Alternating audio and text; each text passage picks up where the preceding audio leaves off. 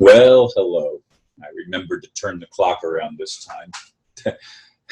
So at least I know the approximate time I start. It doesn't do seconds, but it shows the minutes. Anyway, the title for this video that I wrote this morning, by the way, I wrote it very early after the other video aired. And the title is, Will the Real God Please Do Something? And the blurb goes like this. All my life, I've been a believer. Even more than that, I was convinced I actually knew God and had a personal relationship. I'm about halfway through listening to a 6-hour video sent to me by a friend, which I normally wouldn't do. This is an exception. Frankly, it pisses me off. I am being reminded just what kind of God we are dealing with on this hellhole of a planet. If God is love, as the Black Eyed Peas rightly asked, where is the love? Why would demons even be allowed to have the upper hand for any period of time? How would any intelligent being come to the conclusion that terrorism will somehow make the human race better? How could I have been so blinded as to ever think this mess has a good intention? Time is running out, as I see it. Will the real God please do something?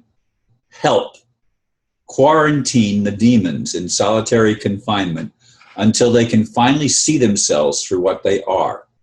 I don't seek revenge, but justice would be wonderful if it would lead to true repentance. Now, again, I wrote that this morning, probably before 7 a.m. I mean, I wrote it very early in the morning. And I haven't gone back to read it until just 10 minutes or so ago. And I finished watching that video, which is about 6 hours long, just like 5 hours and 45 minutes or something like that. And I must admit, the second half showed promise. But it closed with the same stuff that it opened with, disaster. It opened with destruction. And it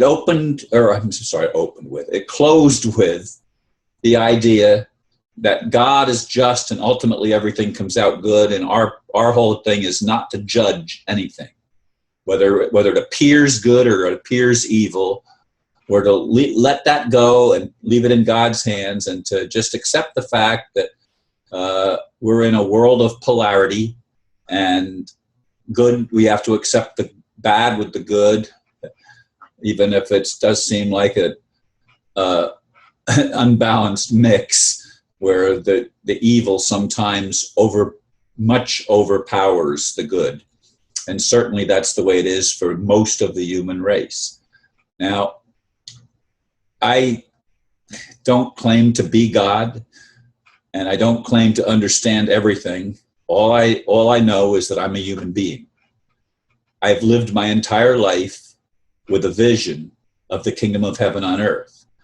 I pictured the kingdom of heaven as being a place of love and peace and truth and justice, and the opportunity for people to grow through the experience of loving and being accepted for what they are, and being able to change and being able to go through transformation and go through the process of becoming more than we thought we were. And I don't, quite honestly, I don't understand how going through hell on earth is ever going to lead someone to become more loving.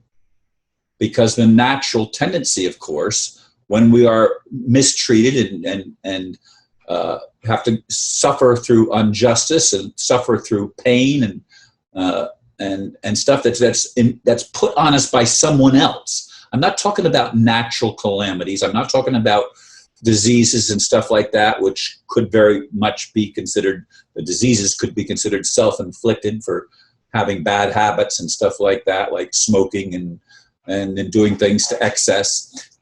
But a lot of things are simply put on people by a system that is obviously, to anybody that pays attention, corrupt. Now, how can we look at that and say that God somehow is justified in allowing it? I know this, or, well, do I know it? I believe this, that we can do far better in bringing good qualities out by showing kindness than by showing a predisposition toward violence. I mean, violence begets more violence. Love begets more love. Now, that's a logical progression to me. That's the way it makes sense to me to work. But that's not how I see the world, and it's not the bill of goods that we've been sold by our religions and by our philosophies and everything else that we've encountered in the world. Everything has been turned inside out and upside down, and it seems ass backwards to me. It seems like we're walking backwards down the stairs trying to get higher. As I think it was Larry Norman that penned those words in one of his songs, walking backwards down the stairs. Again, trying to get higher. How are we going to get higher? How are we going to evolve to a higher level of consciousness if we're being pushed down all the time? Now you might say, well, Ron, that's how we develop our inner fortitude and our strength. It's by resistance. And that's an argument. Okay, I don't know that I completely understand that, and I'm not even going to try to undermine it or to throw rocks at it. I don't know. All that I know is that it seems backwards to me. It seems not very good, not very loving, not very kind of a creator to create a world where he allows the worst elements of the creation to be in charge of that, and a God that's supposed to be about love and truth to allow liars to run the world. And that's the kind of world that I see. It's the kind of world that I've experienced. I wanted to believe higher. I believed higher most of my life, which is why I keep doing these videos, which is why I publish Paradox Magazine, which is why I've been involved in spiritual development my entire life at one level or another in various churches and religious organizations and stuff like that. I've chosen not to put all my eggs in one basket, to recognize that there is good in all religions and stuff that isn't so hot. I've recognized that all religions seem to be tainted and twisted a little bit.